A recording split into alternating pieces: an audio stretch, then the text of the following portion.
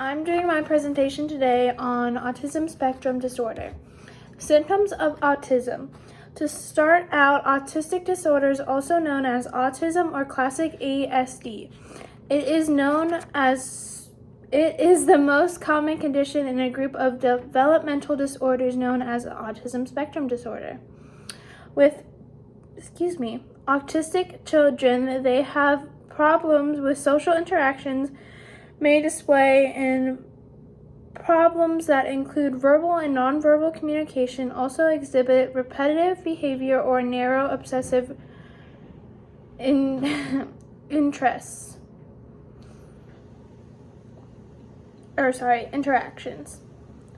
These behaviors can be mild to disabling. Autism is different when it comes to its severities and symptoms. It could go as unrecognized and unrecognized, mostly in mildly affected children, or destabilizing handicaps can mask it.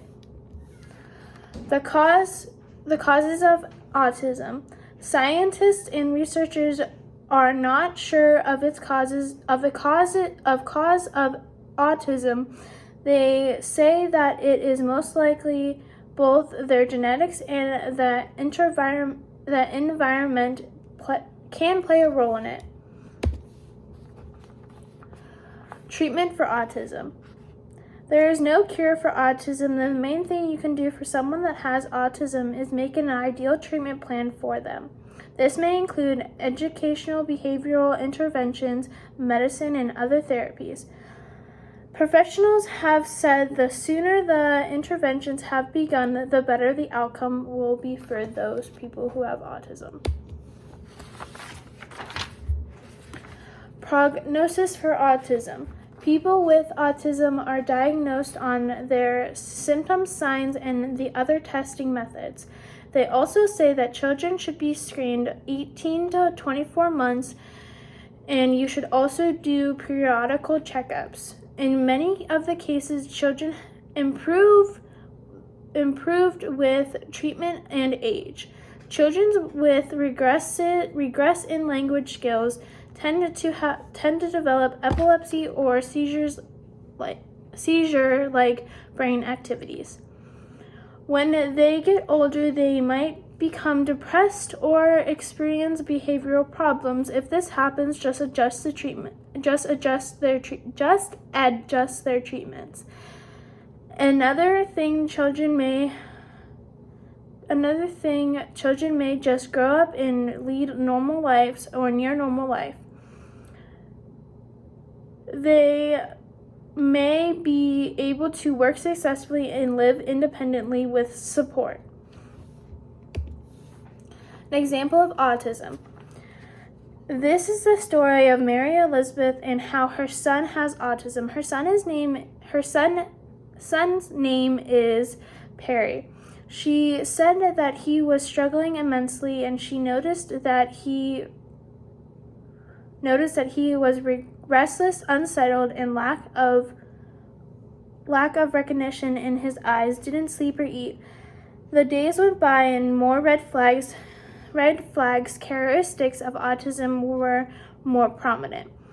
She put his name on a waiting list for every developmental pediatrician around the area of Atlanta.